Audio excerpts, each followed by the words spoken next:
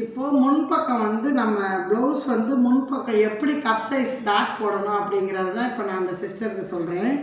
இங்கே பாருங்க சிஸ்டர், சொல்லுங்க. இது வந்து நம்ம ஷோல்டர்லேருந்து அளவெடுத்து இந்த டாட் போட்டுக்கிறணும். ஒரு 2.25 இன்ச்சு, அதிகபட்சம் 3, அதுக்குள்ளே போட்டு நம்ம இந்த இடத்த கூட நிப்பாட்டிக்கிறணும்.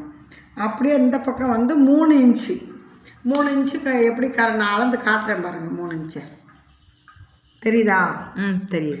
இந்த 3 இன்ச்சு நம்மளுக்கு ஓப்பன் பக்கம், அதாவது நெஞ்சு பக்கம் வர்றது. இந்த டாட் வந்து கம்பல்சரி 4 இன்ச்சு நம்மளுக்கு இருக்கணும். இருக்கா? இருக்குது.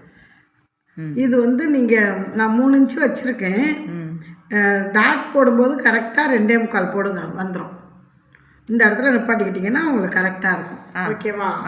இப்போ இதுதான் கப் சைஸ் நம்மளுக்கு முன்பக்கத்துக்கான அளவு நம்ம சிஸ்டருக்கு சொல்லியிருக்கோம்.